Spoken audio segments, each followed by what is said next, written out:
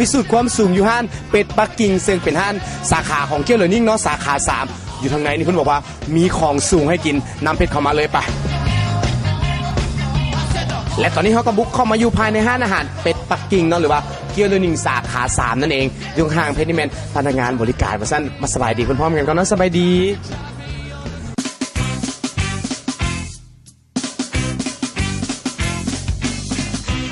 วันมื้อนี้ไอ้จะพาท่านผู้ชมมากินอาหารที่แบบว่าขึ้นซื่อและก็แซ่บแล้วก็ขอแบบเป็นลูลาได้ซื้อแบบให้กับเจ้ากินกันนะบ่ฮู้ว่าวันมีหยังสิแนะนำให้เลยอ๋ออยู่ในห้านของเฮาเนาะอาหารเด็ดๆเนาะก็มีขาหมูฮ่องเต้เนาะฟังแต่ซื่อก็ฮู้แล้วเนาะขาหมูฮ่องเต้ว่าซั่นต้องไม่มีแต่แบบว่าคนให้เท่านั้นมากินเนาะเป็นว่าราคาก็สูงหน่อยนึงว่าซั่นแต่เฮาบ่ย่านเนาะพกมาเต็มกระเป๋าปานนี้แต่ไอ้จะบ่มากินแล้วล่ะไอ้ขอเข้าไปลุยครัวได้บ่เพราะว่าสิไปเบิ่งว่าขาหมูฮ่องเต้นั้นเขาเจ้าขาหมูอีหยังมาเฮ็ดเข้าไปได้บ่ได้มันบ่ได้เข้าไปเบิ่งเองไปท่านผู้ชมไปและตอนนี้เพชรกพาท่านผู้ชมบุกเข้ามาภายในห้องครัวของอาหารเป็ดปักกิ่งซึ่งมื้อนี้เพิ่นบอกว่าสิมาเฮ็ดขาหมูฮ่องเต้เลยให้เป็นท่านผู้ชมได้ชิมแต่ก่อนอื่นเฮาต้องไปรู้จักคนที่จะมาสาธิตแล้วก็เฮ็ดขาหมูฮ่องเต้เฮากินก่อนเนาะสบายดี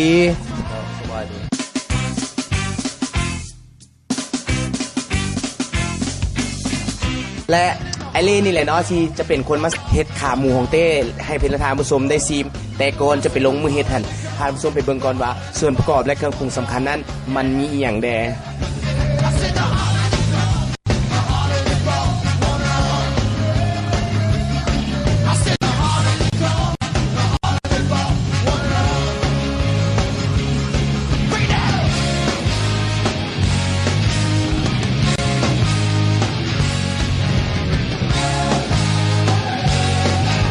เห็นไปแล้วเนาะว่าแล่ซ้ำเลยเนาะแต่ก็มันสิแล่จังซี่เหลือออกเป็นสีดำๆนี่สิแม่นตัวนี้แม่นขา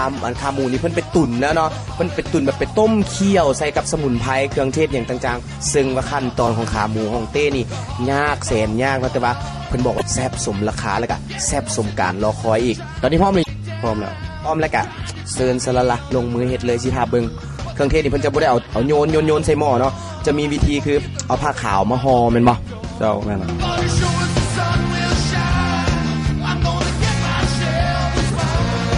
หลังจากที่ห่อคอดสมุนไพรหรือว่าเครื่องเทศของจีนนะลงไปใส่หม้อแล้วเนาะหม้อฟดน้อยนึงเขาก็สิมาเติมตัวนี้เติมซีอิ๊วดำใส่ซีอิ๊วดำเจ้าแล้วก็สิมาปรุงรสด้วยเกลือน้อยนึงน้ำตาลน้ำตาลแล้วก็ขนอจักครึ่งบวงน้อยๆว่าซั่นเลยเพิ่นก็ไปเอาซึ่งมาแล้วเนาะเพิ่นก็สินึ่งเพิ่นบอกว่านึ่งนี่ประมาณจักนาทีเลย10นาทีเนาะประมาณ10นาทีก็สิได้กินแล้วเนาะเอาเลยเอามาใส่เลยเขาต้องเอาจานพิเศษแบบจานที่ทนความร้อนได้จังซี่เนาะเฮ้ยมันสิบ่โคโลยบ่ไว้นั่นแล้วเลยเพิ่นจะเป็น1ประมาณ10นาทีแล้วเดี๋ยวขอไปนั่งท่า10ทั้งนอกเพราะตอนนี้แขกเพิ่นเต็มห้านแล้ว10นาทีมาพอกันเนาะเจ้าไป10นาทีผ่านไปเนาะไวปานขี้ตัวแต่บ่ได้ตัวเพราะว่าตอนนี้ขาหมูร้อนมาแล้วขอเอามาเลยจับค่อยๆเด้อแล้วก็เอาสิมาวางนี่แล้วก็หวดน้ำเนาะ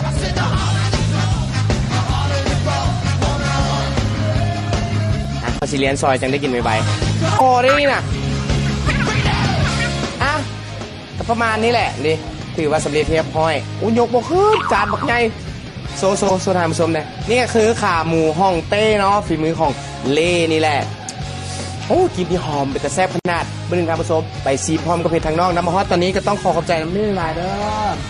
มื้อหน้ามากินขาเล่ฮ่องเต้จริงๆไป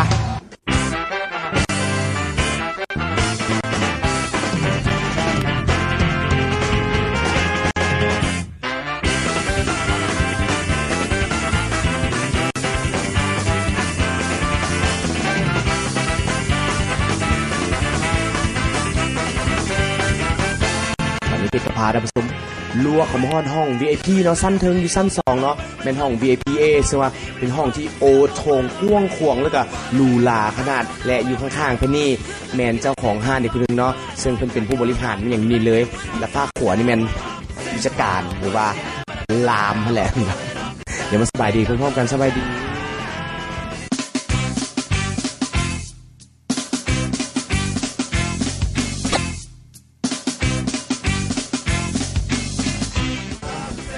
เจ้าซื้อหยังอาตง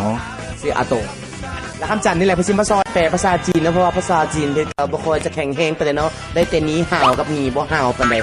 ตอนระยะนี้เนาะเพิ่นกำลังแบบคิดค้นอาหารจีนสูตรใหม่ๆมาเพื่อแบบว่าต้อนรับแขกที่จะเข้ามาในงานมหกรรมซีเกมนี่แหละท่านผู้ชมท่านไหนที่แบบว่ามีแขกสิเข้ามาหรือว่าอยากพาหมู่พาครูที่มักกินอาหารจีนนะมาซีมกันขอเชิญมาได้เนาะที่ห้านเป็ดปักกิ่งหรือว่าห้านเกี้ยวเหลียวหนึ่ง3นี่สาขาเพิ่นตั้งอยู่บ้านสีหอมไฮโซกให้โศกเอาที่สร้างง่ายๆเนาะใกล้ๆกันกับอันโรงแรมอนุใกล้ๆตัวหน้าครับโรงแรมอนุเลยและแต่ว่าท่านไหนที่แบบว่างงมาฮอดแล้วเนาะมาฮอดอันเซ็นเตอร์พอยต์จังซี่แล้วยังงงว่าบ่ฮู้สิไปไสกะหรือว่าอยากโทรมาจองก่อนนี่ก็โทรมาได้ที่เบอร์021213399เอาเบอร์นี้ได้ไหมโอเคเพิ่นก็ใจดีนี่น่ะอันนั่งอยู่นี่บ่แม่นว่างงเงิงหยังเด้เพิ่นเว้าภาษาลาวบ่ได้ แต่ว่าเพิ่นก็ยิ้มแย้มแจ่มใสเนาะให้บริการทุกท่านนั้นด้วยความเต็มใจเลยเพราะตอนนี้เฮามาพิสูจน์ฝีมือนํกันก่อนบัดนี้น่ะว่าแซ่บเป็นตำมาบ่เดี๋ยวเพิ่นสิย่างยืนให้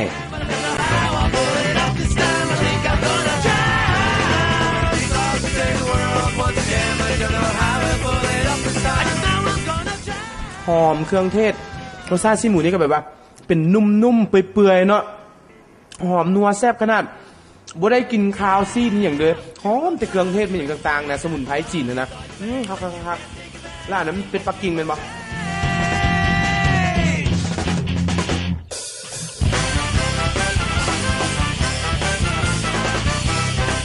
แป้งมันจะนุ่มแต่ว่าย่ำเข้าไปยังสิได้ความกรอบของหนังเป็ดอยู่แล้วก็นัวซีนเป็ดและจังไดก็ยายเพิ่นก็ต้องขอขอบใจน้ำทำไปเลยก็ขอขอบใจน้ำเล้าปานที่พาเป็นละทางให้ลองมาซิมอาหารจานแซ่บๆแบบท่านผู้ชมท่านไหนบ่เชื่อก็ลองมาซิมเองเนาะมาดูนี่แหละและสำคัญที่คือผู้ประถมรักรายการเฮาเนาะวิทยาลัยเวียงจันทร์คอลเลจผู้นำความรู้สู่ระดับสากลบริษัทยูนิลิเวอร์ผลิตภัณฑ์ผงปรุงรสขนอกาลอยซัวน้ำป่าแท้กาขนอผลิตจากป่าไส้ตัน 100% หอมแซ่บจนขาดบ่ได้เนาะสุดสภาพพิธีกรงามๆเท่ๆแบบนี้เนาะจากห้านไดมอนด์แฟชั่นนั่นเองและท่านผู้ชมอย่าลืมทุกๆครั้งที่ท่านผู้ชมกำลังกินอาหารแซ่บๆและกำลังมีความสุขจงอย่าลืมคนที่เคยห่วมทุกข์มากับท่านผู้ชมเพจขอฝากไว้เท่านี้เนาะสำหรับอาทิตย์นี้เพจขอไปก่อนสบายดี